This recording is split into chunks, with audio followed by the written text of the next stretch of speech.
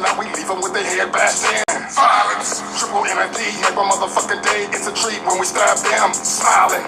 With the butcher knife dripping in your blood, love the sound when the blade pushed in. And the motherfucking look up on your face when you shocked that we shave off half of your legs and your limbs. Flex my aggression with blood on my Timbs. Yeah, mud in my phlegm. Speak from the streets, bitch, you know who I am.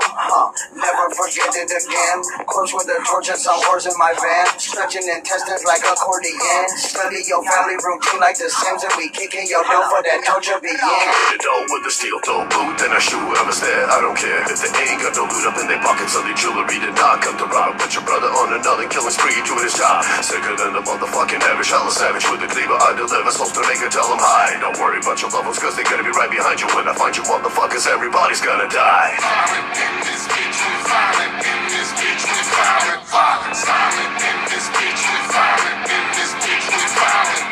Violent in this bitch, we violent in this bitch, we violent. Violent, violent in this bitch, we violent in this bitch, we violent. Running around with a bunch of things you normally wouldn't need unless you're violent, hella sick and fucked up in the head. Got the X and the chainsaw gun, probably so if they stop us, we're getting locked up. But we don't give a fuck, there's a bag and some tape in the back. Had to pass me the shit if a cop is willing to die. And we'll try to pull up on this van and get dropped to say no, don't stop. We pop that pig in the parking lot, walk off the spot, and we hit him in the face, made him face buckshot. From the double barrel pump, left him slumped in his cop car, brains blown all over the dashboard, got caught, just like a holiday ham. Everybody hit the deck when the shotty went blam, slashed off in an old white economy van, with the urge to kill something burn inside of me, man. We are Violent, violent, gotta be violent. I have decided that my knife in your iris is the place I'ma slide it, cause it feels like a nice fit. Sit still, little bitch, let me try it. How you like a hole in the ground, I designed it. I'ma cover that shit that was there so no one find it. When you deliver the wicked shit that been making them wanna rewind it. Yeah, take my work home with me like assignment. violent in this bitch, we violent in this bitch, we violent. Violent, violent in this bitch, we violent in this bitch, we violent. Violent in this bitch, we violent in this bitch, we violent. Violent, violent in this bitch, we violent in this bitch, we violent.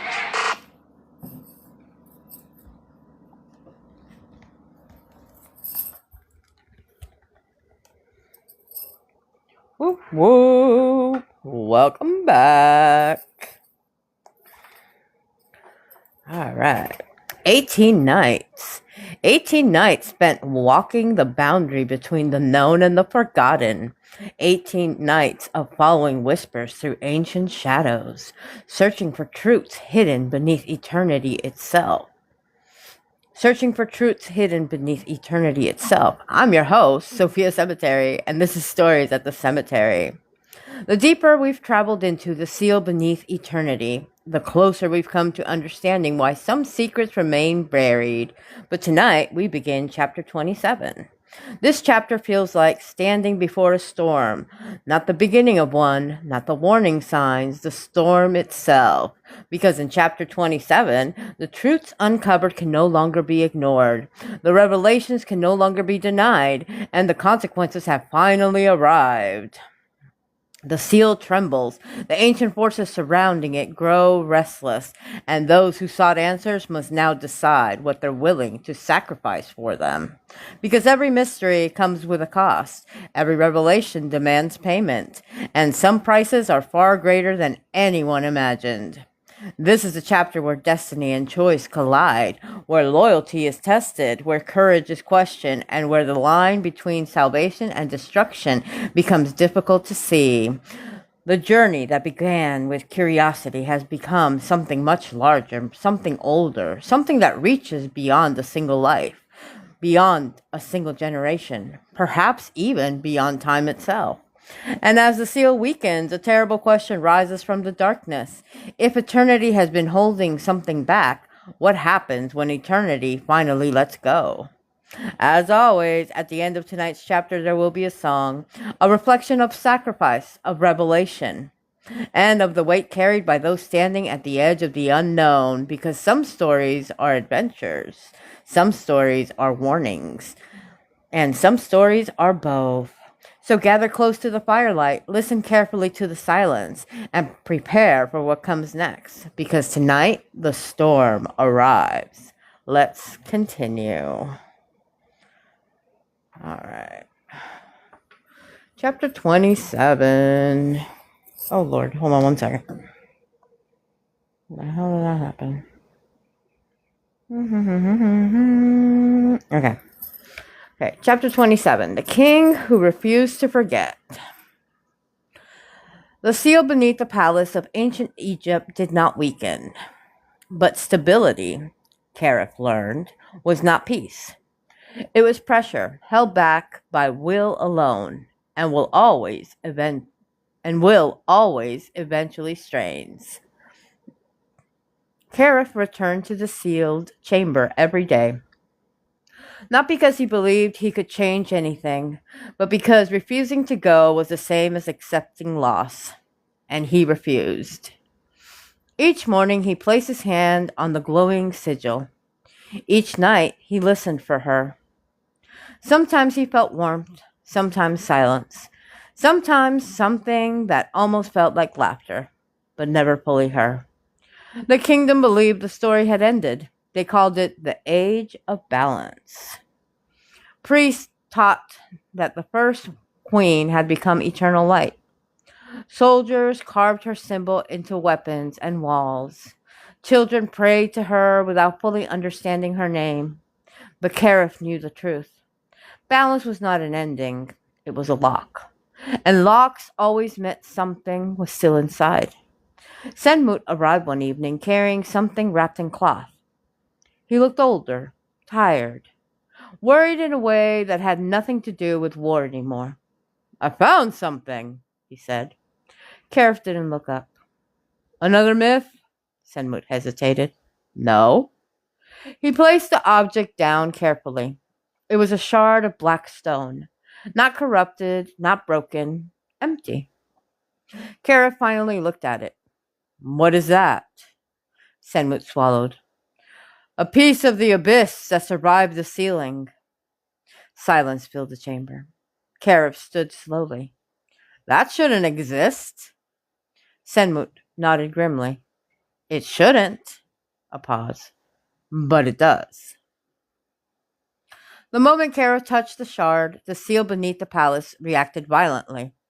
The golden light flared, the chamber trembled, and for the first time since the sealing, the warmth within it shifted. Not away, not toward, but downward, as if something beneath the balance had noticed them again. That night, Karif dreamed, not of war, not of victory, but of silence stretching too far and beneath it. A voice that did not belong to Nephera, older, heavier, familiar in a way that made his chest tighten. "You sealed only what you understood." Karif tried to speak, but no sound came. The voice continued.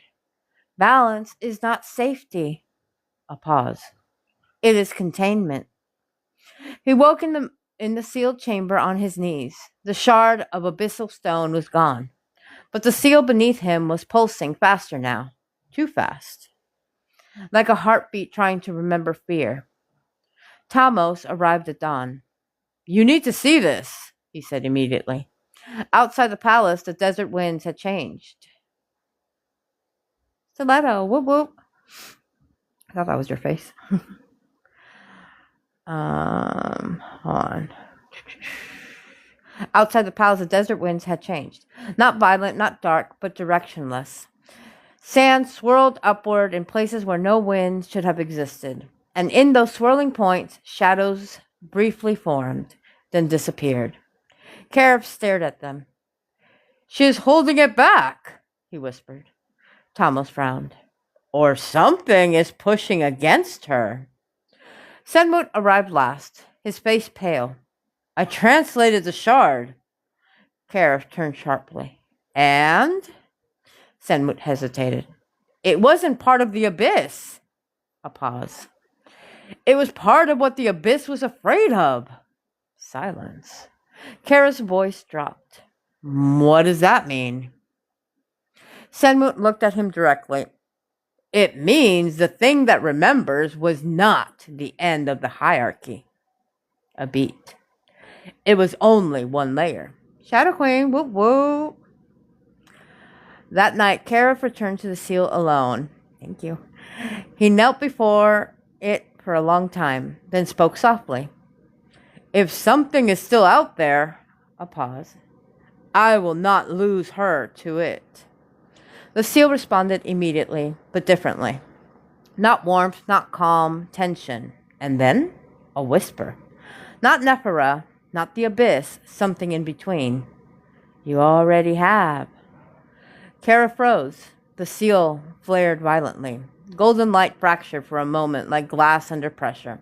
And in that fracture, he saw her, Nephara. But not as before. Her form flickered, like something holding itself together against unseen weight. Her eyes met his, and for the first time since the sealing, she looked afraid. Then she vanished again, and the seal went still. Too still. Far beneath the palace, something opened. Not fully, not yet, but enough to remember Kara. All right, and we're going to hear The King Who Refused to Forget. Get that.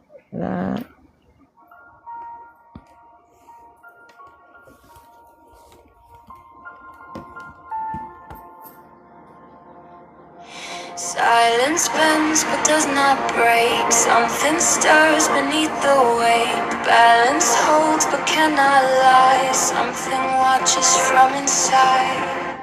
Kara's kneeling at the glowing seal, trying to make what's lost feel real. But warmth burns heavy in his hand, like something shifting in the sand. Summer brings a fractured stone, proof you were never alone. Time will seize the desert twist, reality begins to resist. The king who refused to forget, even when no one said let it rest. 'Cause love is not the end of pain, it's the reason they live lives. The king who refused to forget.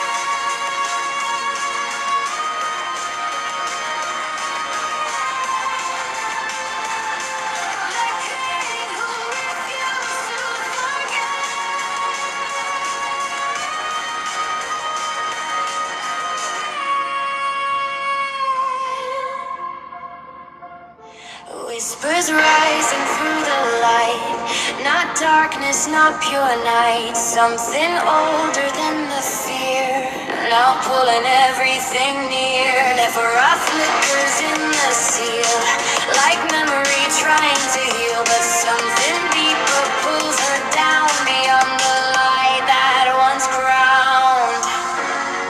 You already have, it says again. Echoes bending time and skin. Balance is a fragile thread, hanging over what lies ahead. The king who refused to fall, still hears a voice beyond the wall. But something stirs beneath the wall, and nothing here remains. The king who refuses to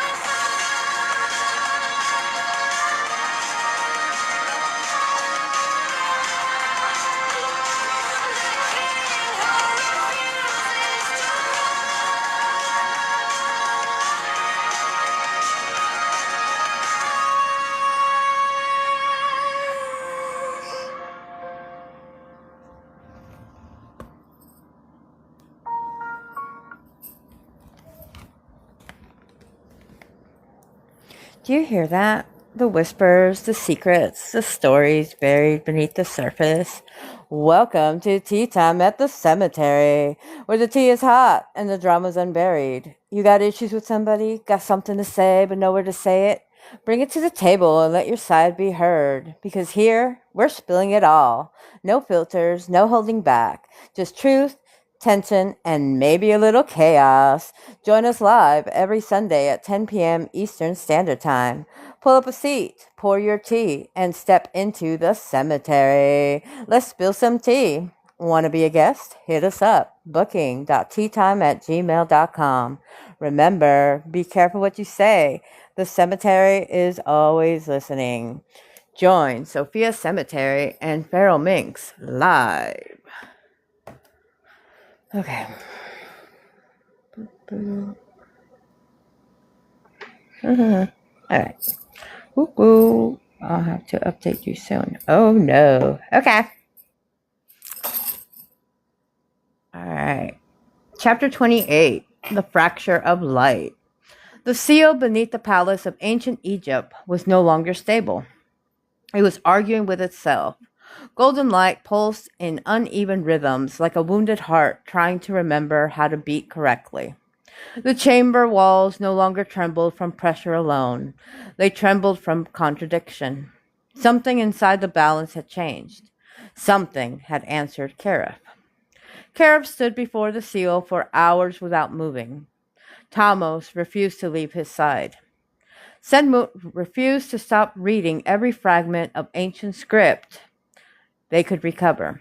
None of them spoke at first, because speaking felt like disturbing something already on the edge of breaking. Finally, Karif whispered, "She's still in there." Senmut hesitated. Yes. A pause. But not alone. The seal flared violently. For a moment, the golden light split into two currents, one familiar, warm, steady, Nephara. The other, wrong. Not evil, not darkness, something hungry for structure. Tamo stepped back instantly. "That wasn't there before." Senmut's voice shook. "That shouldn't be possible." Karif stepped forward, despite them. "Explain." Senmut swallowed. "The abyss was sealed." A pause. "But seals don't erase what they contain." He looked up slowly. "They separate it." The chamber shuddered. From the seal, a voice emerged. Not fully formed, not fully spoken. Whoop whoop. "I remember being whole." Kara froze. The warmth in the seal flickered violently. Nephara's presence surged for a moment, clear, sharp, urgent. "Do not listen to it." Kara's breath caught. "Nephara?" Her voice strained. "It is not what you think it is." A pause. "It is what the first queen refused to complete." The light split again, and this time something emerged halfway into perception. Not fully in the world, not fully out of it. A silhouette shaped like absence itself. Tamos raised his blade instantly. "What is that?" Senmut stepped back in horror. "That is not the thing that remembers." A pause. "It is what the thing that remembers was protecting us from noticing." The presence spoke again. "I was divided." The seal cracked slightly. Fear was given form. A second pulse. "And I was left without mine." Kara's voice hardened. "You're lying." The presence responded instantly. "I do not lie." A pause. "I lack contradiction." Nephara's voice surged again, stronger now. "Karif, listen to me." He leaned closer to the seal. "I'm here." A flicker of her form appeared, but unstable, fragmented. "You cannot let it reunite." Karif frowned. "Reunite what?" Her voice broke slightly. "Everything." The chamber erupted with pressure. The seal began to invert. Gold turned into white fire, then into something neither color nor darkness. Senmut dropped his scrolls. "It's collapsing inward," Tamos shouted. "Into what?" No one answered, because the answer was already forming in the center of the seal. A shape returning to itself. The presence spoke again. "When I was split, the first queen believed she had saved your world." A pause. "She did not." Kara's voice sharpened. "What did she do?" Silence. "Then?" "She made me patient." The seal cracked further, and suddenly the palace trembled not from beneath the earth, but from everywhere at once. Above, below, inside thought itself. Reality no longer stable. It was being negotiated. Nephra screamed through the seal. Karif, do not complete the understanding. He froze. What does that mean? Her voice trembled. If you understand it fully, a pause, it will become whole again. Senwit whispered in horror. That means the first queen didn't just seal it. Tamos finished grimly. She broke it into pieces. Karif stared at the seal, and we just started putting it back together. The president spoke one final time. I thank you. The seal flared violently. And now I return.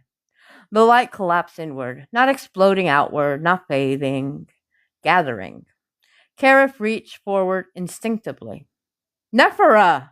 But her voice was already distant. I'm still here. A pause.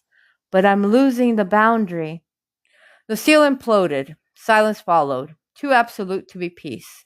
Then the chamber darkened, and something opened its eyes in the center of the world again. It was not the abyss. It was not memory. It was fear. It was whole. All right, now we're going to hear The Fracture of Light. All right.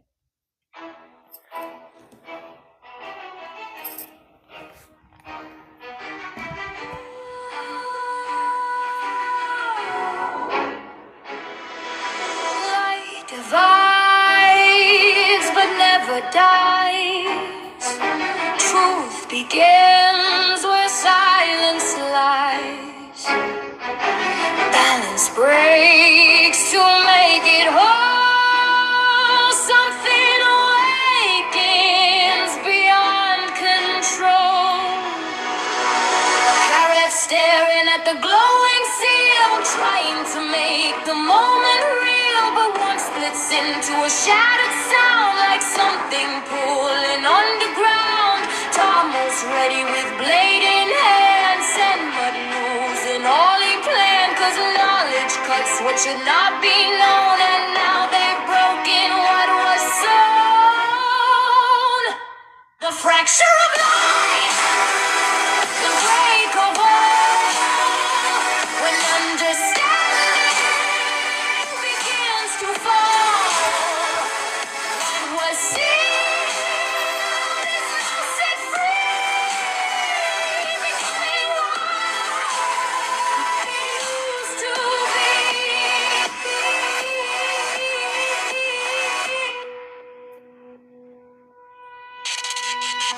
Nephra screaming through the thread.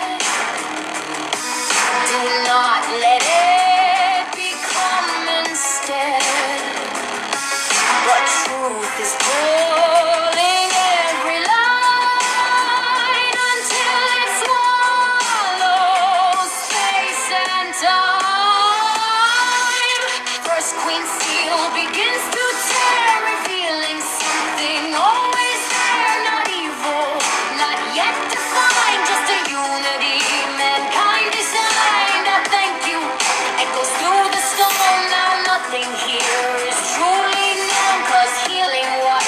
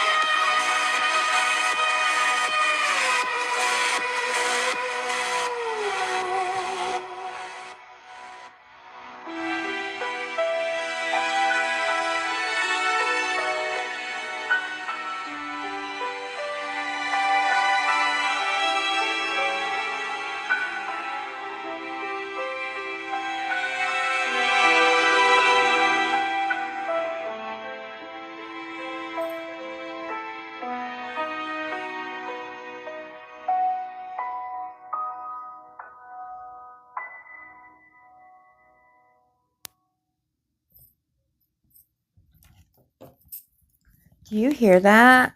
The whispers, the secrets, the stories buried beneath the surface. Welcome to Tea Time at the Cemetery, where the tea is hot and the drama's unburied. You got issues with somebody? Got something to say but nowhere to say it? Bring it to the table and let your side be heard, because here we're spilling it all. No filters, no holding back, just truth, tension, and maybe a little chaos. Join us live every Sunday at 10 p.m. Eastern Standard Time. Pull up a seat, pour your tea, and step into the cemetery. Let's spill some tea. Want to be a guest? Hit us up, booking.teatime@gmail.com. Remember, be careful what you say. The cemetery is always listening. Join Sophia Cemetery and Feral Minx live. Whoop whoop, and we're back. Chapter 29. The Hole That Should Not Be. There was no explosion, no collapse, no sound at all. The chamber beneath the palace of ancient Egypt simply stopped obeying the idea of separation. Walls lost meaning, distance dissolved, even breath felt like it belonged to something larger than the body that produced it. And in the center of it all, it stood, whole. Karif could not tell where the seal ended and reality began. He only knew that Nephra was no longer contained within light. She was within it, and not alone. Her presence flickered beside something vast, too to fully perceive without the mind bending in response. The thing that remembers, but even that name felt incomplete now, because it was no longer remembering, it was being remembered by everything at once. Tamos dropped to one knee instinctively. Senmut could not speak, not from fear, but from the collapse of language itself in the presence of something unified. Karif forced himself forward. "What are you?" he demanded. The presence did not answer immediately. Instead, the chamber showed him. Not visions, not memories, but simultaneous truths. Every fear, every love, every act of mercy and destruction that had ever shaped ancient Egypt, and everything beyond it, all happening at once and understood as one thing. Nephra's voice came through it, fractured but present. "Karif, don't resist it." He shook his head. "I don't even know what I'm resisting." A pause. Then her voice softened. "Unity." The presence finally spoke, and this time it was not layered or distant. It was close. "I was never fear." A pause. "I was division." The chamber trembled, not physically, but conceptually. "When I was split, existence learned contrast." Another pause. "And from contrast, you built meaning." Karif narrowed his eyes. "That doesn't sound like something we should fear." The presence responded instantly. "You misunderstand." A pause. "I do not threaten meaning." A deeper silence. "I end separation." The air around Karif distorted. For a moment, he saw through Nephra, not as a person, but as overlapping states of being. Alive, seal, light, memory, choice, all at once. And in that impossible overlap, he saw her looking at him. Truly looking, not as a fragment, but as something that remembered him completely. Her voice trembled. "If it completes itself, there will be no boundaries left." Karif's throat tightened. "No pain?" A pause. "No loss." Another pause. "But also no distinction." Tamos suddenly stood. "That sounds like death." Senmut shook his head. "Worse." A pause. "Non-definition." The presence spoke again. "I offer correction." The chamber bent inward. "Return me to wholeness, and nothing will suffer separation again." A pause. "No fear, No grief, no fracture. Kara's voice hardened. No love either. Silence. That answer landed differently. Even the presence paused. Nephra's voice broke through, urgent now. That is why I cannot fully merge with it. Kara turned toward her presence. Explain. Her tone softened. Love requires distance. A pause. Between two things that choose each other. She hesitated. If everything becomes one, her voice faded slightly. There is nothing left to choose. The presence finally responded, and for the first time, it sounded uncertain. Then, meaning is pain? Karif answered immediately. No. A pause. Meaning is risk. The chamber shook violently. The unified presence fluctuated. For the first time since its return, it hesitated between states. Karif stepped forward. You don't fix existence by removing separation. A pause. You just erase the ability to care about it.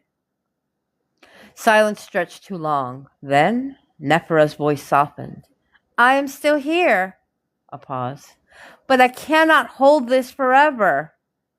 Karif looked at the collapsing unity, then at her, then spoke one final time.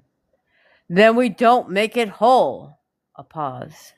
We make it choose. The presence reacted instantly. What is choice? Karif lifted his head. Forcing unity is control. A pause. Choosing separation is love. And for the first time, the unified thing did something it had never done before. It listened without certainty. All right, now we're going to listen to The Whole That Should Not Be. There you go.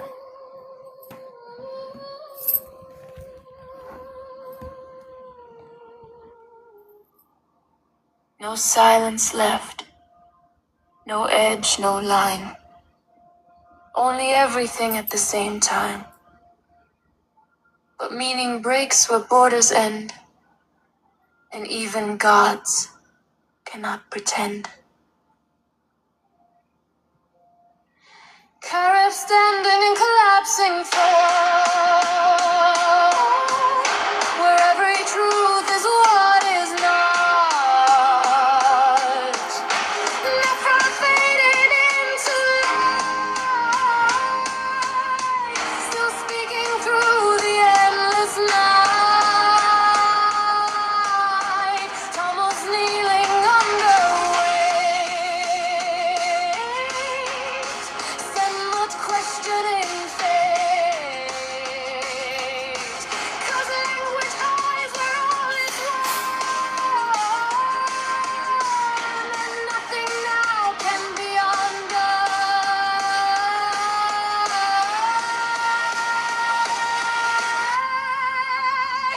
The whole that should not be. A world with no more hearts to break. The love survives the final wall by refusing to become it all.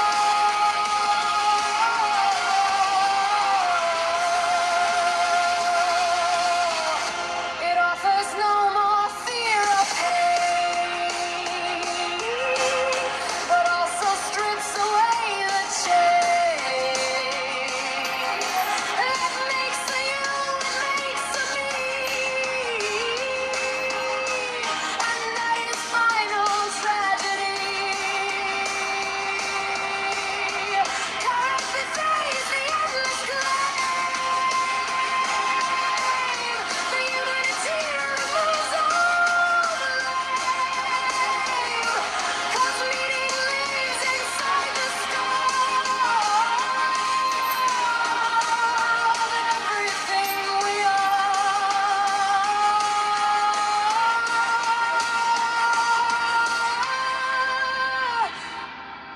Meaning is risk. He speaks it true. when something changes in the view. The whole begins to hesitate between erase and create. The whole that should not be now hears a truth beyond both gods and fears. And in the space where choices lie, even infinity can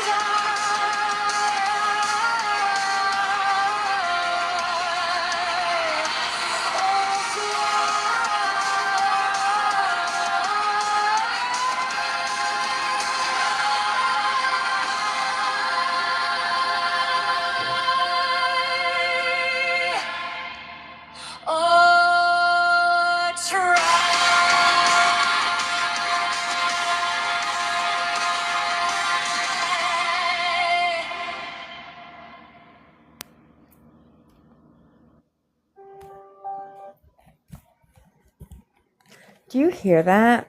The whispers, the secrets, the stories buried beneath the surface. Welcome to Tea Time at the Cemetery, where the tea is hot and the drama's unburied. You got issues with somebody? Got something to say but nowhere to say it? Bring it to the table and let your side be heard, because here, we're spilling it all. No filters, no holding back, just truth, tension, and maybe a little chaos. Join us live every Sunday at 10 p.m. Eastern Standard Time. Pull up a seat, pour your tea, and step into the cemetery. Let's spill some tea. Want to be a guest? Hit us up, booking.teatime@gmail.com. Remember, be careful what you say. The cemetery is always listening. Join Sophia Cemetery and Feral Minx live. Whoop whoop, and we're back. Chapter 30. The Choice That Made the World. The chamber beneath the palace of ancient Egypt no longer behaved like a place. It behaved like a question, not one that demanded an answer, one that demanded a decision.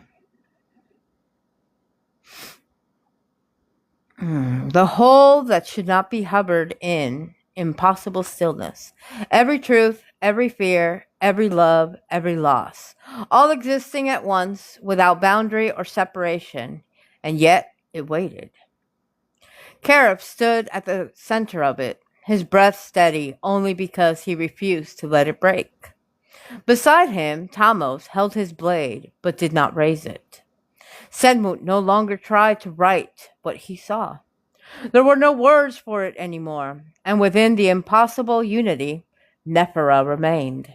Not fully separate, not fully absorbed, a thread of will anchored in something larger than existence itself. The present spoke, not as domination, not as certainty, but as inquiry. Why resist perfection? The chamber bent gently around the question. Every possibility of suffering vanished for an instant. Every war, every grief, every fracture of the human heart, gone. Only unity remained, and in that unity, there was no Karif, no Nephara, no Egypt, only everything as one unbroken state. Karif felt it. The temptation was not pain, it was relief. A world without loss, a world without fear, a world where nothing ever had to be separated again. He closed his eyes and spoke anyway, because perfection without choice is not peace. A pause. It is silence pretending to be harmony. The unity shifted, slightly.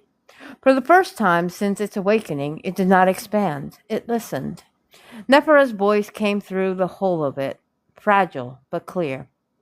If you remove separation, a pause, you remove the distance required for love to exist. Karif opened his eyes, and without love, he stepped forward. Nothing has reason to remain itself. The whole that should not be trembled, not violently, but uncertainly, as if encountering a concept it could not fully integrate. Kareth continued. You were never wrong for existing. A pause. But you are wrong for ending everything else to do it. Silence stretched across reality. Then, for the first time, the presence did not respond immediately. It hesitated. Senmut whispered, It's thinking? Tammuz replied quietly, No. A pause. It's choosing. The unity shifted again, but this time it did not try to collapse everything into itself. Instead, it began to separate, slowly, carefully. Not destruction, not fracture, differentiation. Kara felt Nephira's presence strengthen instantly. She was becoming distinct again, but not gone, not lost. The presence spoke one final time. I understand now. A pause. Separation is not error. The chamber stabilized slightly.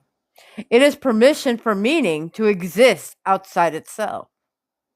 The golden seal reformed, not as a prison, not as a weapon, but as a boundary.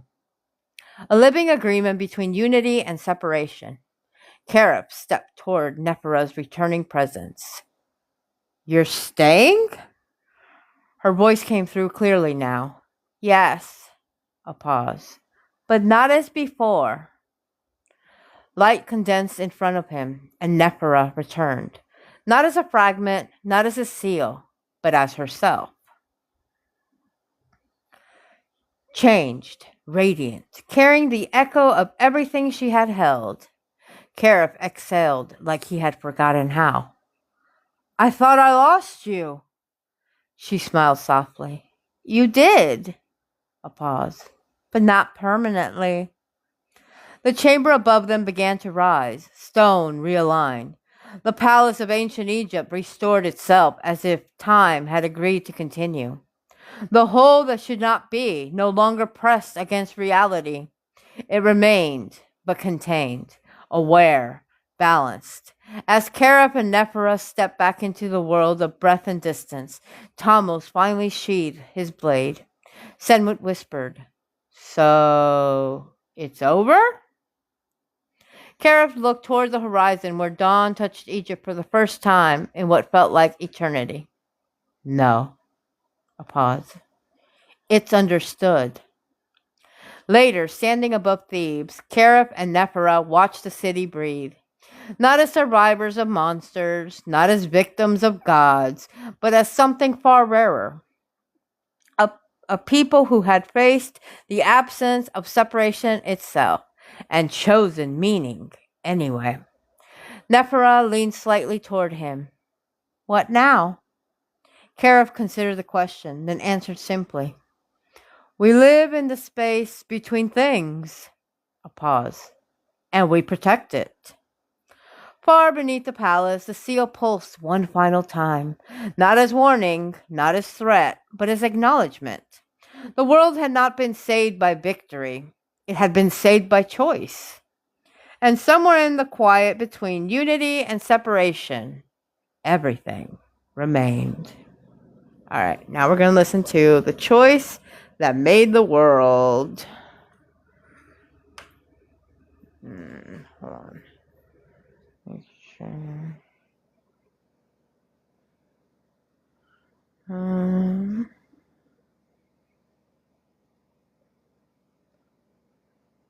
Yeah, that one.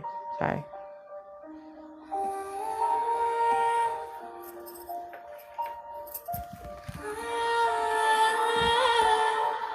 No end tonight, no final war.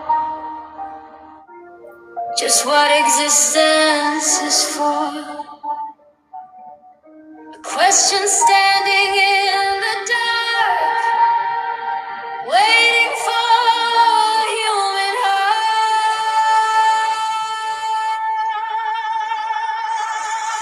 Can't standing where all things meet, where every truth becomes complete. But completeness feels like end, when nothing breaks, nothing bends.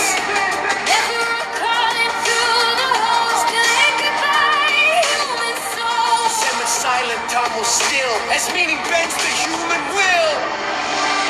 choice that made the world remain. Not free from fear or loss or pain, but free to be, to pray, to stop, to keep the distance between us.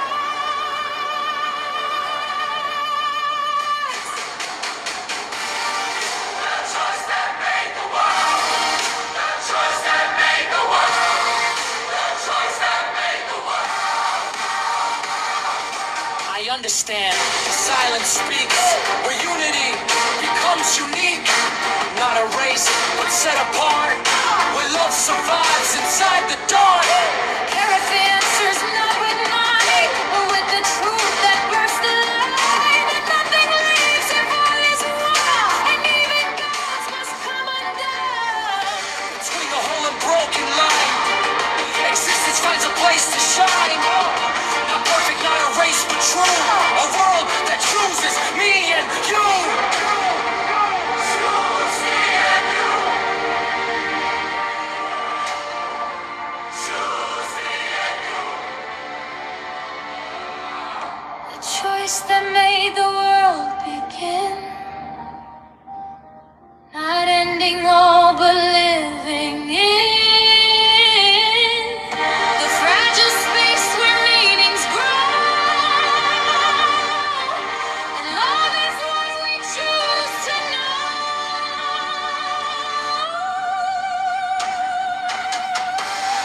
The choice that made the world. The choice that made the world. The choice that made the world.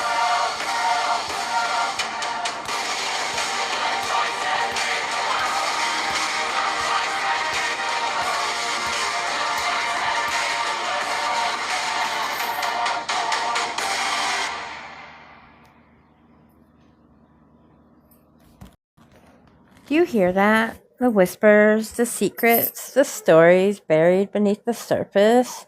Welcome to Tea Time at the Cemetery, where the tea is hot and the drama's unburied. You got issues with somebody? Got something to say but nowhere to say it? Bring it to the table and let your side be heard, because here we're spilling it all. No filters, no holding back. Just truth, tension, and maybe a little chaos. Join us live every Sunday at 10 p.m. Eastern Standard Time. Pull up a seat, pour your tea, and step into the cemetery. Let's spill some tea. Want to be a guest? Hit us up, booking.teatime@gmail.com. Remember, be careful what you say. The cemetery is always listening. Join Sophia Cemetery and Feral Minx live. Whoop, and we're back. Chapter 31, The Kingdom That Remembers Itself. The dawn over ancient Egypt did not feel like a new beginning. It felt like a continuation that had finally learned its own name. The sky above Thebes was clear, but the air carried a strange softness, as if reality itself had stopped bracing for impact. No wars approached, no shadows stirred beneath the sand, and yet nothing felt simple, because the world now remembered too much.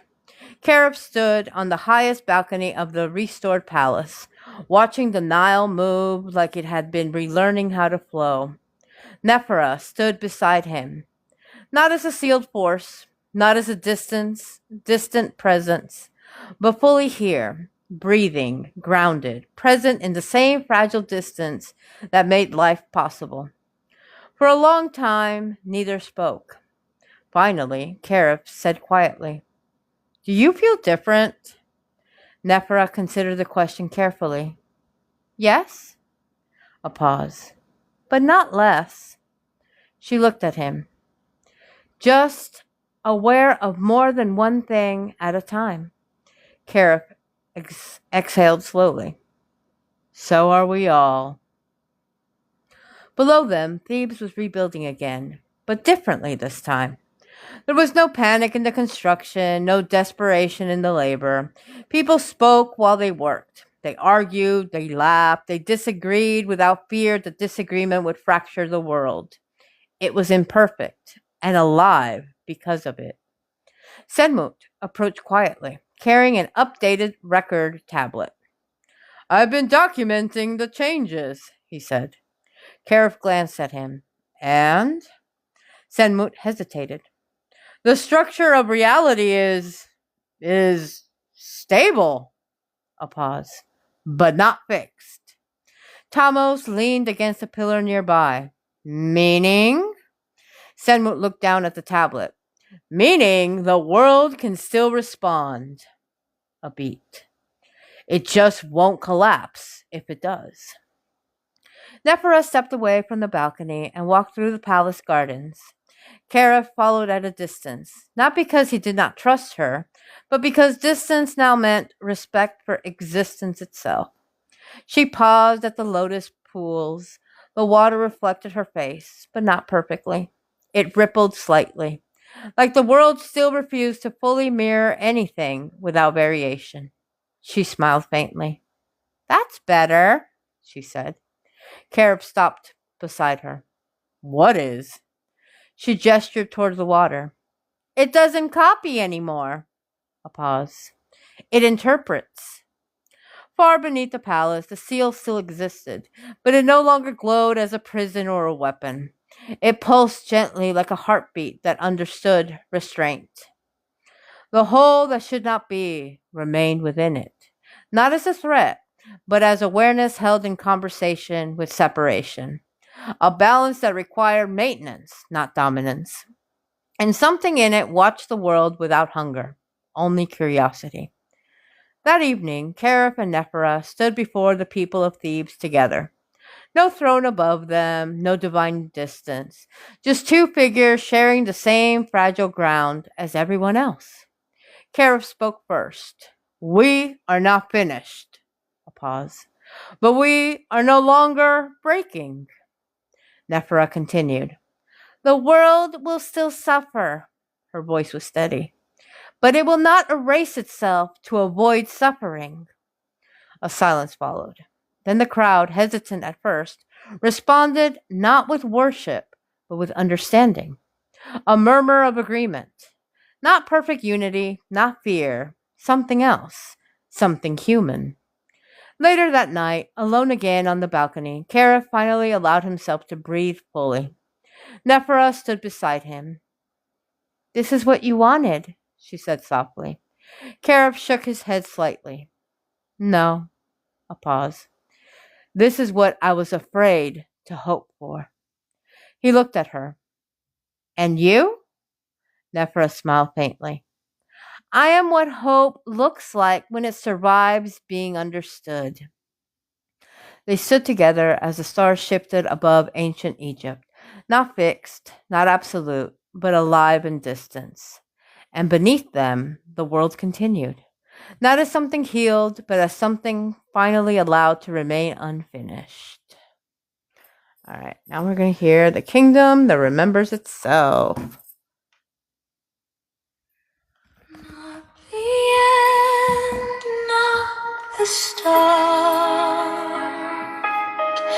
just the space between the heart, where the world learns to remain without turning into pain.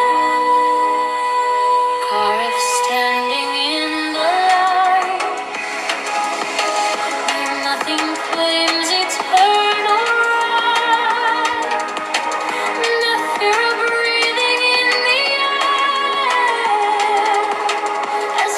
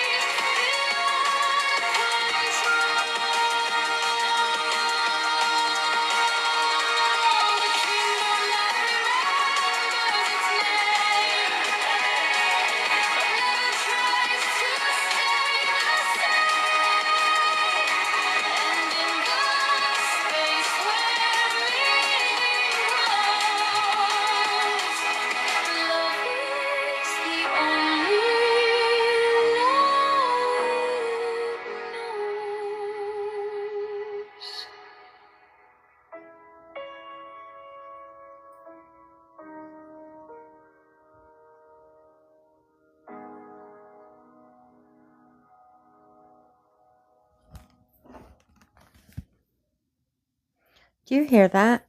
The whispers, the secrets, the stories buried beneath the surface.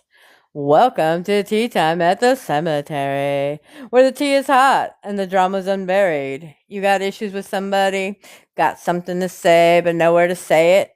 Bring it to the table and let your side be heard, because here we're spilling it all. No filters, no holding back, just truth, tension, and maybe a little chaos. Join us live every Sunday at 10 p.m. Eastern Standard Time. Pull up a seat, pour your tea, and step into the cemetery. Let's spill some tea. Want to be a guest? Hit us up. Booking.teatime@gmail.com. Remember, be careful what you say. The cemetery is always listening. Join Sophia Cemetery and Pharaoh Minx live. Boop, boop, and we're back. Chapter 32. The Dawn That Chooses to Stay. The final dawn over ancient Egypt arrived without ceremony. No storms broke the horizon. No prophecy unfolded in fire or shadow. The world simply continued.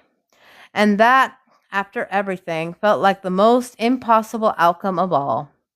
Caleb stood where he always had when the weight of existence grew too large to carry indoors. On the highest balcony of the palace, overlooking Thebes as it breathed in slow, human rhythm. The city was no longer a battlefield, no longer a miracle, just a place where people woke up, argued, repaired, built, and lived without expecting the sky to collapse. Imperfection had become normal again, and nothing had ever been more sacred. Nephra joined him quietly.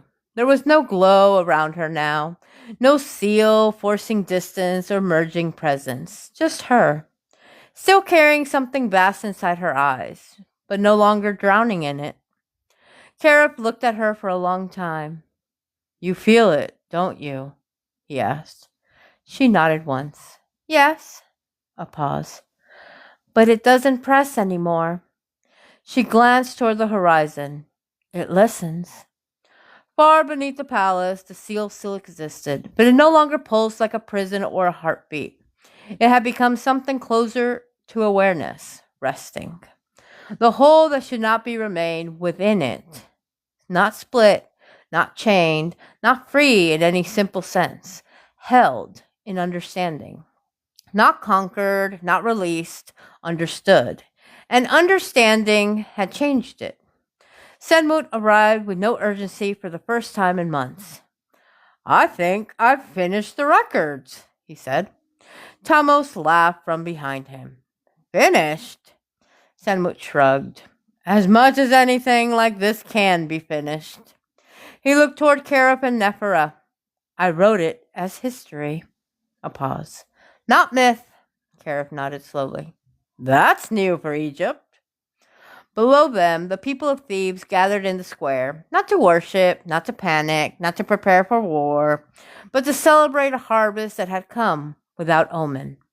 Children ran between stalls, merchants argued over prices, soldiers trained without expectation of apocalypse.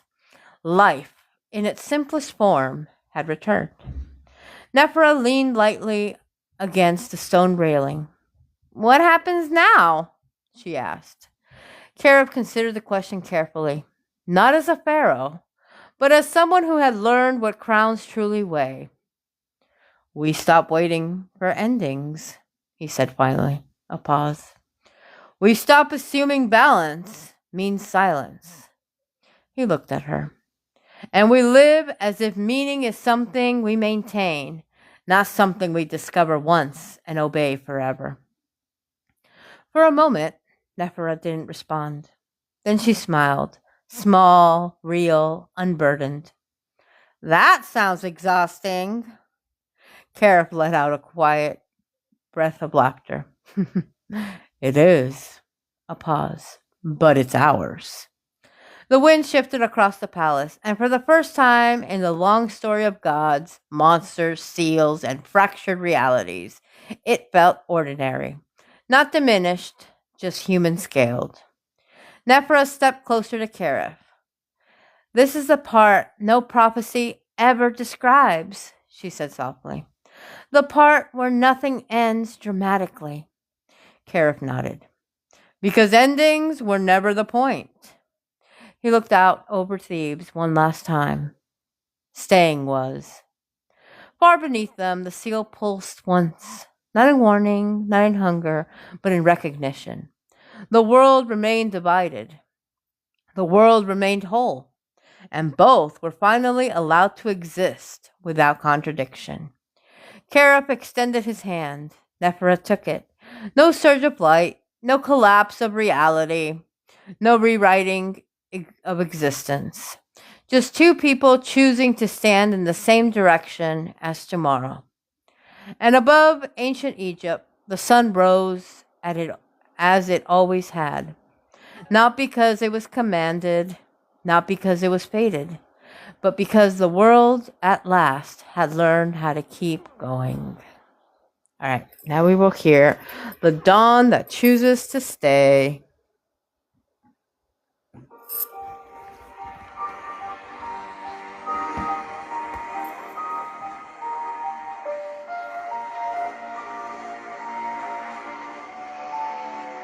No prophecy, no final war, just footsteps on an open shore where everything that broke before decides to break no more. Courage standing in the light, no longer fighting endless night, never breathing calm and clear where once was only ancient fear. The city moves without a sign, no divine script to define, just human hands and human will, a world that finally stands still. The dawn that chooses to stay, not to end but to obey. The simple truth lives here today. The dawn that chooses to stay,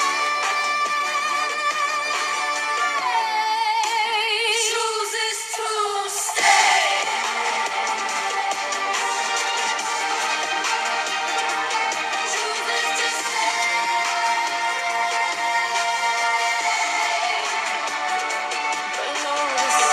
Deep underground, a quiet understanding found. Not good, not evil, not erased, just something finally embraced. And mood writes it as it is. Tammuz laughs at what he is, and Egypt learns through loss and flame to live without a final name. No perfect peace, no final word, just every voice that's ever heard, choosing still to move ahead where nothing truly ends in dead. And if the old gods turn away, we make a morning anyway.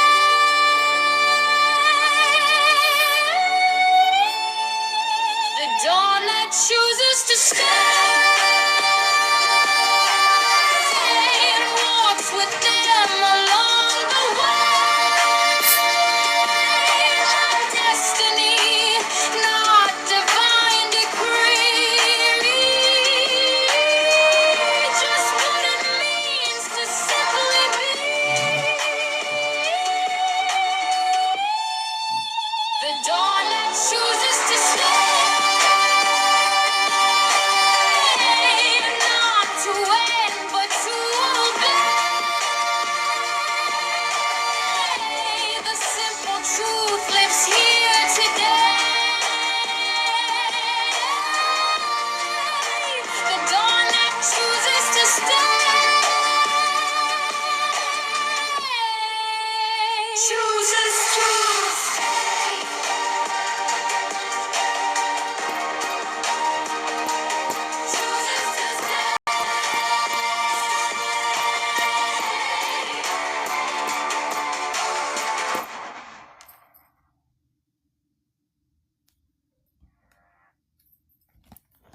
Do you hear that? The whispers, the secrets, the stories buried beneath the surface. Welcome to Tea Time at the Cemetery, where the tea is hot and the drama's unburied. You got issues with somebody? Got something to say but nowhere to say it? Bring it to the table and let your side be heard, because here, we're spilling it all. No filters, no holding back, just truth, tension, and maybe a little chaos. Join us live every Sunday at 10 p.m. Eastern Standard Time. Pull up a seat, pour your tea, and step into the cemetery. Let's spill some tea. Want to be a guest? Hit us up. Booking.teatime@gmail.com. Remember, be careful what you say. The cemetery is always listening. Join Sophia Cemetery and Feral Minx live.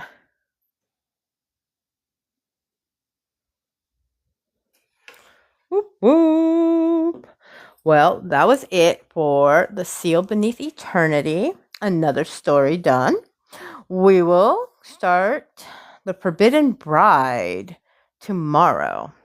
So we're going to end the show with the last song of this story called The Seal Beneath Eternity. And I will see you all tomorrow. Whoop, whoop.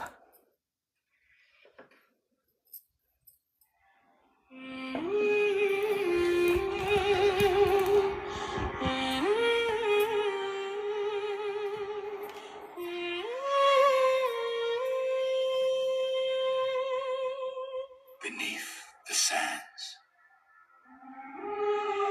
beneath the throne, beneath the fear that carved the stone, a king, a queen, a love that would not die, the seal beneath eternity. In the age of pharaohs under golden skies, a kingdom carried secrets hidden from mortal eyes. Carried for the crown, but his heart wore a name. Nephra was the fire no darkness could tame.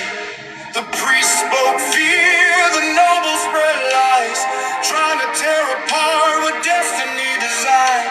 But love stood firm when the shadows arrived. Two souls becoming stronger every time they survive.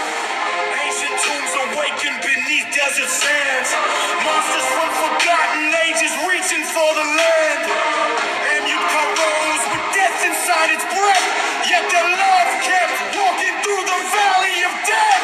The seal beneath eternity became humanity's key to fear and war, to loss and pain, to hearts carry the world again. The seal beneath eternity, where darkness met its destiny. Not by power, not by might, by two souls choosing light. Thebes was burning while the people cried. Hatred filled the streets and divided every side. Menhotep whispered poison in the dark, trying to turn Egypt against its own heart. Foreign armies gathered at the kingdom gates. Kings smelled weakness and arrived with hate. But the pharaoh stood beside his queen, showing the world what courage truly means. And deep within darkness, deep within fear, something ancient woke that should never appear. The thing that remembers rose from below, carrying every wound the world refused to know. The seal beneath eternity, where love became humanity's key. Through fear and war, through loss and pain, two hearts carry the world again. The seal beneath eternity, where darkness met its destiny.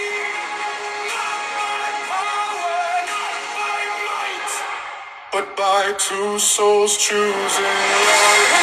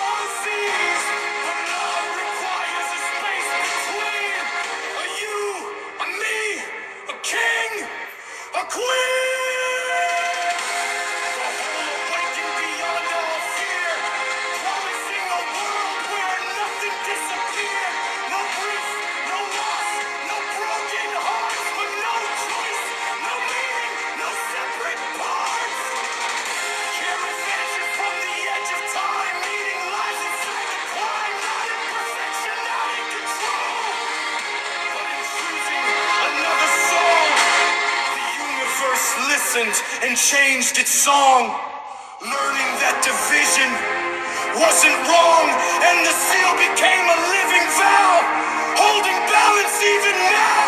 The king and queen will rise once more.